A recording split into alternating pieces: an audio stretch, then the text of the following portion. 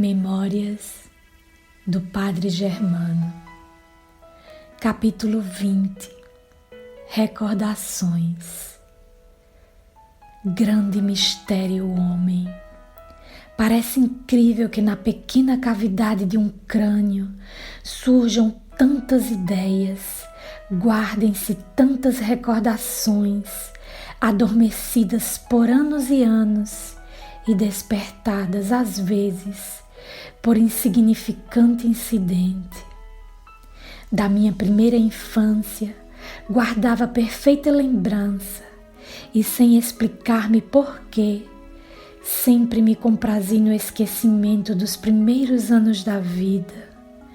Neste manuscrito, única herança a legar à posteridade, consignei a ignorância sobre quem fora minha mãe, porque minha piedade filial não a queria reconhecer na pobre mulher que eu recordava perfeitamente. Hoje, porém, impressionado por uma cena que presenciei, qual se me houvessem arrancado uma venda, os olhos contemplam novo dilatados horizontes. Vi claro, muito claro, e acredito cumprir um dever, deixando impressas todas as recordações que se me agitam na mente. Muitos são os mendigos que chegam a esta aldeia, por saberem que nunca lhes falta hospitalidade generosa.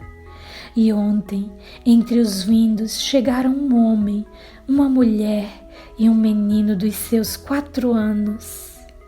Não sei por que me impressionei ao ver essa gente. O menino, principalmente, inspirou-me profunda compaixão. Formoso, muito formoso, trazendo nos olhos escrita toda uma história. Maria, boa e compassiva como sempre, acarinhou o pequenito e me apresentou dizendo: Padre Germano, que pena que este inocente tenha de ir rolando pelo mundo. Se visses como ele é sagaz. A mãe do pequeno, ao ouvir palavras tais, trocou com o companheiro um olhar inteligente e exclamou friamente: Se tanto vos agrada meu filho, deixá-lo-ei ficar. Assim como assim tenho de me separar dele, pois bem se vê que não nasceu para ser pobre. Se caminha muito, fatiga-se. Se não come, fica doente. E o pai não cessa de reclamar que ele nos estorva. Deus faz mal em dar filhos aos pobres, pois sendo como este, de nada vos servem. Maria aceitou prazerosa a proposta, prevendo que aquele menino saía do inferno para entrar na glória. Depois, sem verter em uma lágrima, aqueles 2 seres sem coração prosseguiam a jornada, sem dirigir ao filho um olhar sequer de despedida. Não assim o pequenito que lhe escorreu no encalço, enquanto o pai se voltava para mostrar-lhe o grosso cacete. Diante de tal atitude, o pequeno retrocedeu e veio esconder-se entre as dobras do meu hábito, chorando amargamente. Bem contra meu costume, não admoestei aqueles pais desnaturados que me causavam a impressão desses venenosos répteis, qual se foge às vezes, sem vontade de os exterminar, pois causam tal horror e inspiram tão invencível repugnância que a tudo preferimos sua pronta desaparição, mesmo ao prazer de lhes dar a morte. Pois bem, aquelas 2 criaturas me causaram tanto horror, tão certeiramente me flecharam o coração, que a intensidade da dor me não deixou forças para exortá-los e aconselhá-los a mudarem de rumo. Deixei-os assim, seguirem sem uma só palavra de reprovação. Maria fitou-me com assombro. Eu, pela minha parte, furtei-me aos seus olhares e entreguei-lhe a criança, dizendo: acreditas, sejam esses desgraçados os pais desta criança? Não a terão raptado? Não, Senhor, respondeu Maria, porque este pobrezinho é a cara do Pai, seu fiel retrato. Quanto à mulher, sim, duvido seja sua mãe, pelas coisas que me disse. Logo, a pais que depois de terem visto andarem os filhos, de haverem recebido seus primeiros sorrisos e ouvido suas primeiras palavras, sentindo-lhes o calor dos beijos e a pressão dos abraços, depois de viverem da sua própria vida, os abandonam. Oh, então é força concluir que há seres racionais inferiores às feras. Enjeitar uma criança no momento em que ela sai das maternais entranhas é cruel. A crueldade, porém, é mais requintada quando tal ato se completa depois de haver visto sorrir o enjeitado. Ah, se o homem terreno fosse a última palavra da obra de Deus, eu renegaria do meu Padre eterno. Cruel que é o homem, Maria. E receoso de divulgar meu segredo, separei-me da nobre rapariga e do inocente órfão, protestando urgente serviço, e fui encerrar-me no meu quarto. Desejava ficar só com o meu passado e perdido com as minhas recordações, com a minha dor. Tudo me foi negado na terra, tudo. Tão pobre nasci que não tive sequer um afago de mãe. Esta, entretanto, deveria ter ouvido o balbucio das minhas primeiras palavras e visto e amparado meus primeiros passos. Sinto-me envergonhado de mim mesmo, pois que até os criminosos soem ter mãe, que lhes deplore a desgraça quando sob ao patíbulo. E eu, se soubesse de o galgar, mãe não teria que me chorasse. Mas para que prosseguir escrevendo? Melhor é calar. Sou já tão velho que ninguém se lembra de minha meninice, e meu segredo morrerá comigo. Mas não, eu vim à terra para pregar a verdade, para ensiná-la, a pura verdade, demonstrando o que só daqui a alguns séculos os homens poderão compreender. Isto é, que cada ser se engrandece por si mesmo. Nós não somos salvos pela graça. Jesus Cristo não veio para nos salvar, mas para nos lembrar nosso dever. Morreu para imortalizar sua lembrança, para deixar gravadas na mente da humanidade as sentenças do seu Evangelho.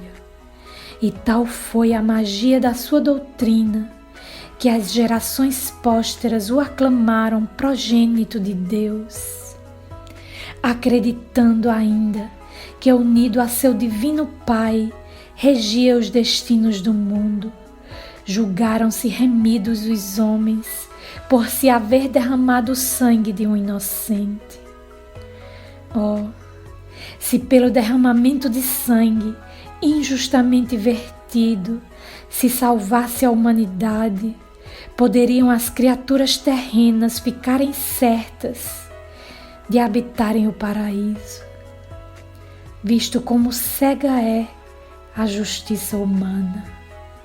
A verdade é que ninguém se salva pelo sacrifício de outrem, tendo cada qual de cumprir sua missão, pagando em boa moeda, na moeda das boas obras, dos grandes sacrifícios, perdoando as ofensas e amparando os fracos, a sua dívida e criando seu patrimônio. E por mesquinha que seja a classe do homem, a verdade é que quando ele quer engrandecer-se, chega a ser grande, muito grande, relativamente comparado ao seu nascimento. Comigo tenho a prova. Senhor, em mim tenho visto resplandecer tua misericórdia. Quem mais pequeno do que eu? Quem mais desconceituado? Não obstante, os monarcas da terra têm ouvido meus conselhos, dizendo os sumos pontífices que tenho pacto com Satanás, uma vez que lhes descubro todas as tramas, desbaratando por mais de uma vez seus planos iníquos. Eu que conto mais dias de fome que de fartura. Querer é poder. Sim, a grandeza da vida não é mito. O que se faz mister é ter vontade. Eu tive essa vontade, por isso tenho vivido livre e me fiz superior a todas as contrariedades que me assediaram. Agora, vencendo um certo pejo, quero dizer quem sou a essa humanidade que amanhã lerá estas páginas. Quero ensinar aos homens que uma alma forte não se abate às ingratidões, nem se vende a preço algum.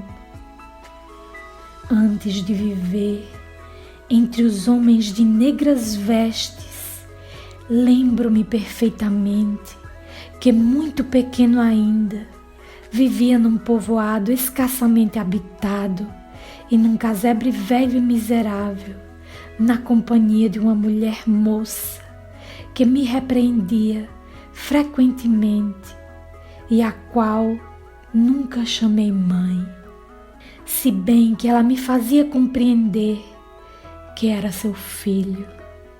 Eu, porém, não estava satisfeito com o seu proceder. Uma noite, gritando e golpeando os poucos móveis ali existentes, entrou em nossa casa um homem, ao qual minha mãe, apresentando-me, mandou que eu abraçasse como pai. Vacilei e ele, por sua vez, me repeliu com um gesto brusco. No dia seguinte, foi-se embora para regressar daí a dias. Depois de muito discutir com minha mãe, chamou-me e disse: olha, os filhos de pobre têm de ganhar a vida. Já completaste 5 anos, portanto, trata de ti. Isto dizendo, arrastou-me para a rua. Minha mãe quis detê-lo, porém ele fê-la recuar com violência, batendo a porta com estrondo tal que me impressionou mais que a vil ação paterna. Por mais inverossímil que pareça, o certo é que na tenra idade de 5 anos eu já pensava e refletia, penalizando-me ver embriagada aquela que me gerara em seu ventre, o que frequentemente sucedia.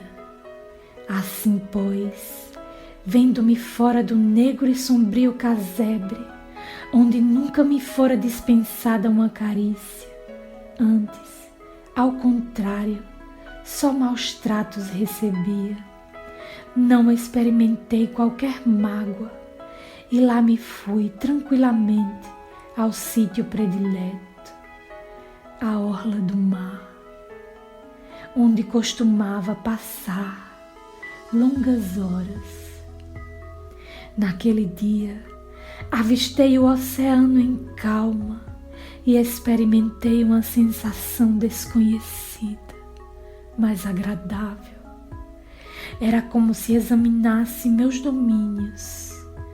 Depois, a contemplação saciou a vista, pois bem me recordo que me sentei para o brinquedo habitual de formar pirâmides na areia.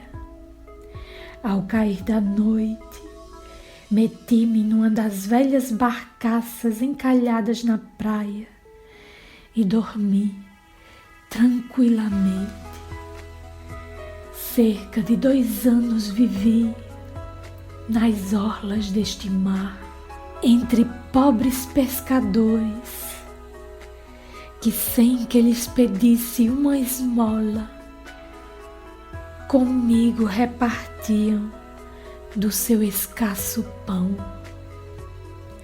Os autores de meus dias abandonaram o povoado e até hoje não sei onde descansam seus despojos. Os pescadores apelidavam-me Pequeno Profeta, visto lhes augurar as tormentas, sem que jamais falhassem meus vaticínios. Aliás, falando-lhes de coisas que eu mesmo não conhecia. 1 ano depois de me encontrar só no mundo, um cento de penitentes negros veio estabelecer-se na velha abadia que cercava o monte. Gigantesca atalaia, cujas torres maciças perenemente se envolviam num manto de brumas. Por vezes, os pescadores enviavam-me ao mosteiro com os peixes mais agradáveis à comunidade, e eu, sempre que penetrava naquela mansão sombria, experimentava uma espécie de repulsão, ao passo que a saída corria como se alguém me perseguisse. Os pais do meu fiel sultão, 2 formosos terras novas, esses me festejavam sempre. Apesar disso, que me era atrativo poderoso, predominava em mim a natural aversão aos frades e fugia deles. Um dia, porém, jamais o esquecerei. Tomando errado caminho, segui um corredor por outro. Fui dar a grande salão rodeado de estantes pejadas de livros, de amarelados pergaminhos e muitos rolos de papiros. 2 monges liam, e vendo-os entregues à leitura, aquela cena foi para mim uma verdadeira revelação. Acercando-me do monge mais velho, bati-lhe no ombro e, sem temor algum, lhe disse: quero ler como vós. Quereis ensinar-me? Depressa aprenderei. O velho encarou comigo, enquanto seu companheiro lhe dizia: é este o menino enjeitado, do qual já vos tenho falado mais de uma vez. Não há enjeitados no mundo, porque a religião é a mãe de todos, replicou o ancião. Menino, acrescentou, encarando fixamente, Deus guiou-te certamente, fazendo-te chegar até mim, para que a Madre Igreja te acolha em seu seio. De hoje em diante, viverás nesta abadia. Deixai-me dizer adeus aos meus benfeitores. Depois o farás. E desde aquele momento, deixei de obedecer à minha vontade. Meus mestres sempre se deram por satisfeitos comigo, embora não dessem a perceber. Não me acarinhavam, nem me castigaram nunca. A vida era triste, muito triste, de uma monotonia insuportável. Matava-me como que um frio d'alma e só recobrava alento quando o leão e Zoa descansavam as inteligentes cabeças nos meus joelhos. Nobres animais, eram eles os que unicamente me acarinhavam, demonstrando alegria com a minha presença.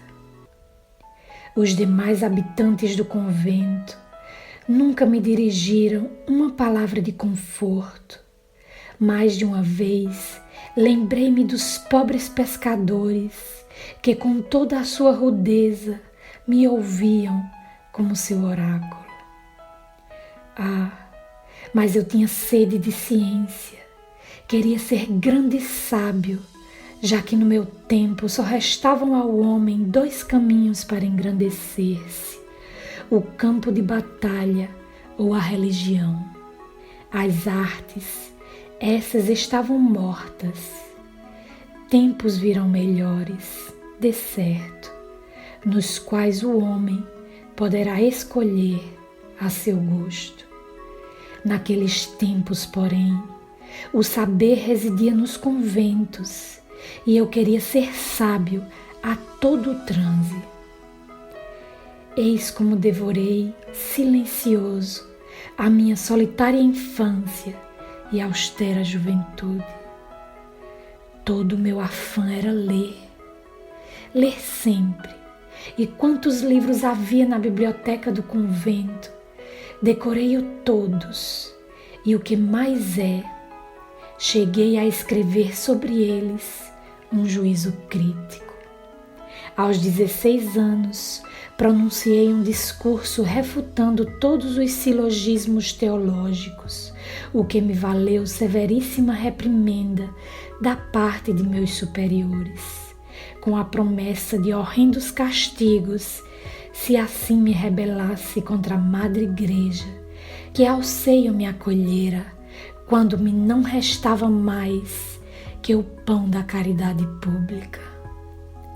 No ano seguinte, de acordo com o regulamento de ensino, tive de pronunciar um novo discurso que me valeu 1 ano de reclusão a pão e água, com privação temporal de subir à cátedra sagrada.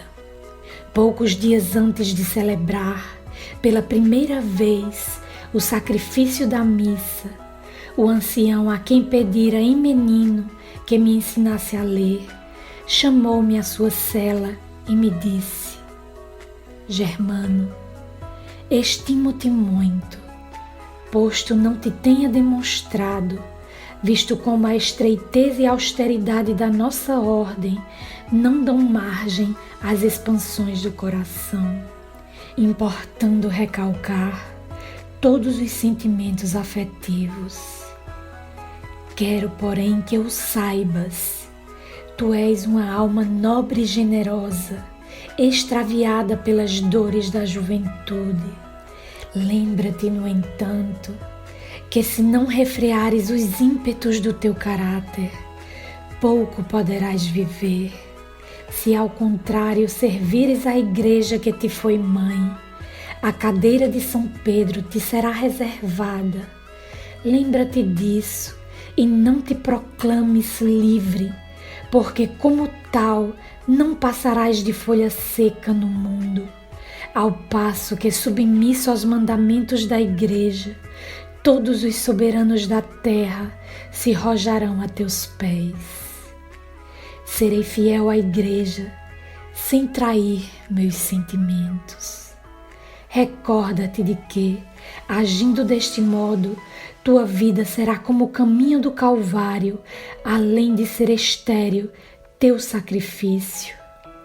Agradeço os vossos conselhos, mas eu amo a Igreja e por isso mesmo quero arrancá-la do charco em que vive.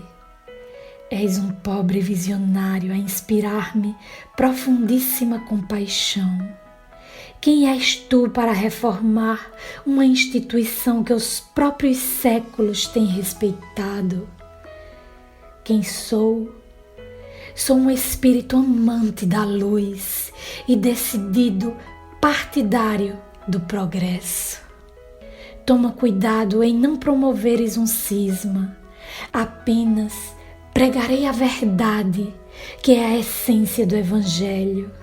O velho olhou-me fixamente e segredou-me: Germano, meu filho, estás muito perto do fogo. Cuidado, não te vás queimar. Nesse instante, entraram outros monges na cela e retirei-me para iniciar a minha preparação. Dias depois, com inusitada pompa, adornava-se o templo da abadia. Os grandes magnatas e as damas mais nobres da corte vieram pressurosos ouvir minha primeira missa. E quando subi ao púlpito, ao dar-me a sua bênção, o geral da ordem disse: Ide subir por vossos próprios pés e procurai descer do mesmo modo. Ao ocupar a sagrada tribuna, vi que ali não estava só. Um monge de joelhos, mãos cruzadas, lá estava, como que entregue à profunda meditação. Ao vê-lo, tremi e compreendi as instruções de que era ele portador. Ao ajoelhar-me, pensando a multidão que me entregava a prece, o que fiz foi medir a profundeza do abismo em que caíra. Pronunciara já todos os meus votos. Estava, pois, separado da grande família humana, consagrado a uma igreja cujas bases se fundiam a meus pés, porque das pedras que a cimentavam brotava lodo. Examinei o credo dessa igreja e vi que o seu voto de pobreza era mentiroso, que a sua humildade não passava de máscara da hipocrisia. Levantei-me, olhei em torno, o templo tinha aspecto deslumbrante. Torrentes de luz, nuvens de perfumoso incenso, homens e mulheres com as suas vestes de gala, altos dignatários da igreja, todos ali estavam reunidos para ouvirem a palavra do ungido do Senhor.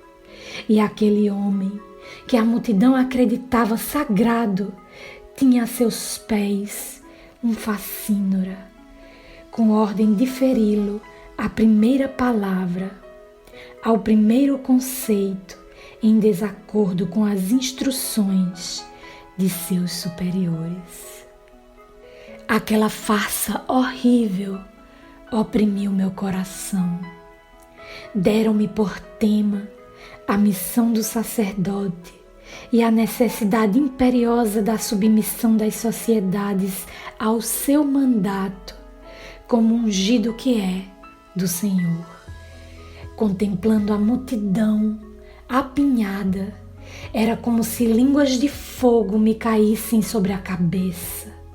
Gelado suor estarreceu meus membros. Depois, súbita reação me avigorou o ser, e sem consciência já do que fazia, espalmei a destra sobre a cabeça do mudo companheiro, enquanto ele meditava, e bem a seu pesar, deixava-se pender para um canto, olhos cerrados, de todo alheio à vida de relação. Mais tranquilo, então comecei o sermão, que durou mais de 3 horas. Que dia aquele! Jamais esquecerei. Dominadas pela minha palavra, as mulheres erguiam-se de suas poltronas, ao passo que os homens murmuravam entre si, e os monges enviavam-me nos seus olhares todas as ameaças do inferno. E eu falava falava ininterruptamente, forte, animoso, e foi a única vez que tive rojadas a meus pés todas as classes sociais. Verdadeiramente inspirado, falei da família, do sacerdócio, falei da mulher e, por último, do que eram os sacerdotes. Nesse ponto, todos os monges se puseram de pé, ameaçadores. Encarei-os, porém, face a face, mãos estendidas sobre eles, mãos que deviam ser de fogo, porque das pontas dos dedos brotavam chispas luminosas, e exclamei com força: humanidade, tu laboras no erro. Acreditas que os sacerdotes sejam homens distintos dos demais homens, iluminados pela graça do Senhor, quando tal graça não existe, nem graça, nem predestinação. O sacerdote é um homem como outro qualquer, às vezes mais vicioso que a generalidade dos homens. Sabeis quem sou? Sabeis a quem estáis ouvindo? Conheço a lenda que circulou em torno de mim. Já sei que assolharam ter eu dormido em régio leito e que a revelação caiu sobre minha cabeça, fazendo-me trocar o alcaçar opulento pelo saiote do penitente. Julgais que sou um eleito, mas eu quero que saibais a verdade toda, inteira. Fui um mendigo, um enjeitado que aos 5 anos se encontrou só no mundo. Durante 2 anos vivi da caridade pública. Vi livros depois, como vi homens que os liam, e quis ser sábio. Eis como abracei a igreja, sedento de saber, não de santidade, porque a santidade não existe. É um mito do ponto de vista sob o qual a compreendeis vós outros. O homem há de sempre sentir as tentações da carne, porque de carne é o seu corpo, e por mais que macere e atrofie o organismo, sempre lhe restará uma fibra a qual cederão em dado momento todos os propósitos de corrigenda. Mas não o acuseis, não o crimineis, visto que a natureza tem suas leis e opor-se ao cumprimento dessas leis imutáveis é opor-se à marcha regular da vida. E a vida é um rio a desaguar perene nos mares da eternidade. Tal como está constituído, o instituto sacerdotal não faz a sua própria felicidade, nem a felicidade dos que tudo esperam dos conselhos do Padre, porque este vive fora da lei natural, e a lei da vida supera todas as leis humanas. Contemplai todos os seres da criação, que fazem eles? Unem-se, integram-se reciprocamente, recebendo o pólen fecundante que a natureza lhes oferece. Que faz, no entanto, o sacerdote? Com os seus concílios e aberrações, trunca a lei de si mesma inviolável, quando não suscita escândalos, cedendo aos impulsos da mais desenfreada concupiscência. De que serve pronunciar votos que só podem cumprir à custa dos mais duros sacrifícios? Porque não pode o sacerdote constituir família dentro das leis da moral? Ah, igreja, igreja, tu queres ser senhora do mundo e por isso te cercas de escravos. Mas tu não podes ser a esposa do Cristo, porque Jesus Cristo amava a liberdade e tu queres a escravidão. Os que a ti se entregam vivem oprimidos, uns porque violaram escandalosamente os votos, outros porque se entregaram ao sectarismo estreito, ou ainda por serem dóceis instrumentos de bastardas ambições.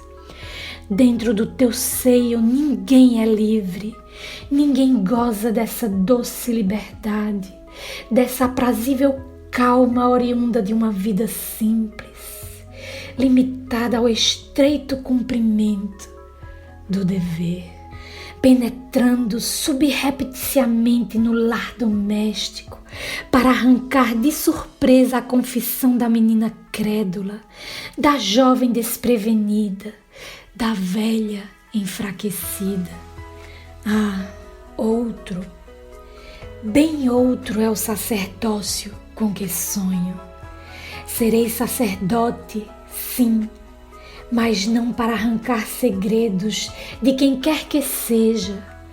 Amo a igreja que me estendeu mãos protetoras e, grato por me haver educado, serei fiel ao seu credo, por mais absurdo que seja, em muitos dos seus conceitos. Graças às adições e emendas dos homens, procurarei demonstrar que a religião é necessária à vida, como o próprio ar que respiramos, mas a religião lógica, sem mistérios nem hórridos sacrifícios. Serei antes um dos enviados da nova religião, porque não o duvideis, a nossa igreja sucumbirá, cairá ao peso enorme dos seus vícios. Reparai nessas criancinhas que ora aí dormem nos maternos braços. São esses espíritos que trazem o germe divino da liberdade de consciência. E eu serei o sacerdote dessa geração que agora começa a sorrir. Sim, sim, nada quero das vossas pompas. Ficai com as vossas mitras e tiaras, com os vossos báculos e chapéus de ouro, com os vossos mantos de púrpura, porque eu irei pregar o Evangelho entre os humildes de coração, porque prefiro sentar-me sobre uma pedra a fazê-lo na cátedra que dizeis de São Pedro. E já que o destino me negou uma família, já que me filiei a uma escola que nega aos seus adeptos a aventura de unir-se a outro ser pelos laços do matrimônio, já que para viver honrado hei de viver isolado, e como a honra impoluta é o primeiro elemento da vida, procurarei cercar-me de crianças, porque estas são o sorriso do mundo. Eu direi como Jesus: deixai vir a mim as criancinhas, que são os limpos de coração. Ao pronunciar palavras tais, algumas crianças adormecidas ao colo de suas mães despertaram e voltaram-se para mim. Porém, a que mais me atraiu a atenção foi uma menina de 3 anos, a qual entre os braços de uma dama nobre me estendi as mãozinhas.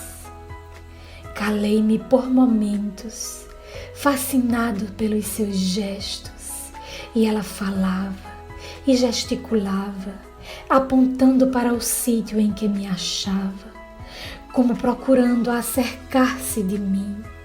Naquele instante, tudo esqueci, tudo. Em toda aquela multidão compacta, meus olhos nada mais distinguiram senão uma mulher e uma menina.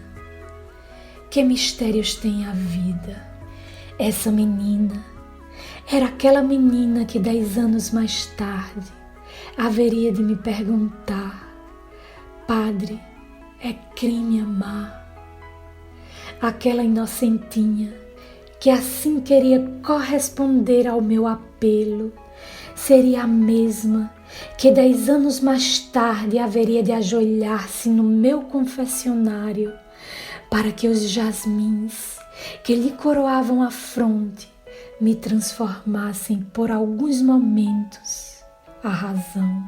Aquele anjo, a estender-me os braços, era em suma a menina pálida dos cabelos negros, em cujo coração, já naquele tempo, minha voz encontrava um eco.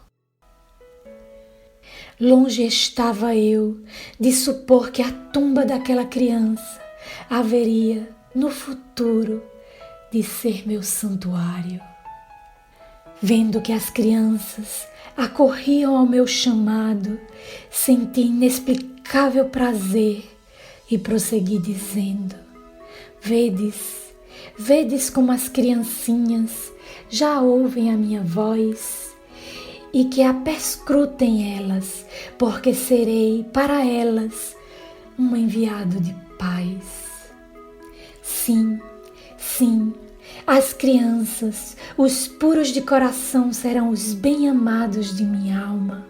Para eles, repito, o mundo de amor que meu espírito encerra. Religião do crucificado, religião de todos os tempos, tu és verdade, sim, mas quando te não encerrarem em mosteiros, nem nas igrejas pequenas. E falei tanto, com tão íntimo sentimento, que dominei completamente o auditório, e até os penitentes negros deixaram de fitar-me com rancor. Ao calar-me, a multidão tomou de assalto a escada do púlpito, a fim de abraçar-me em aplausos frenéticos e delirantes, aclamando-me enviado do Eterno. Tanto a voz da verdade encontra sempre eco no coração humano. E quem era eu? Um pobre ser enjeitado de seus próprios pais. Quem era mais pobre do que eu? Mas a verdade é que, com toda a minha extrema pobreza, fui rico, muito rico, porque o remorso nunca me torturou, nunca a lembrança de uma ação má ruborizou minha fronte, e consultando o meu íntimo, nunca me acusei de uma culpa. Graças, Senhor, os pais terrenos me abandonaram, mas força é convir que não há órfãos, porque tu nunca abandonas teus filhos. Estes sim é que se esquecem de ti e vivem na orfandade dos seus erros. Pobre menino, trouxeste-me à mente as recordações da minha primeira infância. Fizeste-me consignar neste manuscrito os sucessos que de longos anos procurei olvidar. E hoje, ao contemplar-te, ao ver que outro ser entrava como eu na vida pela senda do infortúnio, senti-me mais forte e disse: não fui eu o único renegado. Este menino é formoso, tem os olhos que irradiam amor, traz na fronte legível a sua inteligência, e também a ele se lhe negou o amor materno. Não fui o único, pois. E então, por que ocultar esses primeiros episódios da minha existência, quando eles encerram um ensinamento útil? Sim, porque afinal fica por eles demonstrado que o homem só é grande por si mesmo. Eu, que me encontrei só na terra aos 5 anos, e de modo mais triste, porque fui abandonado por aqueles que me deram o ser, eu poderia ter-me alcandorado ao primeiro dos mundanos postos. É que no meu insulamento, raciocinando, reconheci possuir em mim uma centelha de divindade, E então, vendo como os homens se faziam sábios, aspirei a sabedoria e disse: nada possuís, pois pela mesma razão tens a sagrada obrigação de adquirir o saber. Quis viver e vivi. Quis ser livre e o fui, porque não me deixei dominar por minhas paixões. Acreditei sempre que a felicidade não é um sonho, e disso estou certíssimo. Ninguém, para ser ditoso, teve menos elementos do que eu, e sem embargo o fui. Ao lado de uma campa, encontrei a felicidade. O homem só é infeliz por não ver mais do que o presente. Aquele, porém, que acredita que esse tempo não tem fim nem limites, quer se chame passado, quer se chame futuro, por sentido em si o infinito da vida. Para esse não há dúvidas nem sombras. Dúvidas e sombras que para mim não existiram, visto como a esperança sempre me foi um dia sem ocaso, ouvindo aos demais longínquas vozes a me dizerem: a vida jamais se extingue. Tu viverás, porque tudo vive na criação.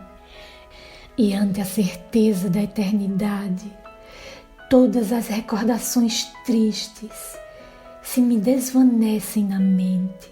Vejo a luz do amanhã, enquanto as sombras do passado se desfazem e se evaporam batidas pelo sol esplêndido do porvir.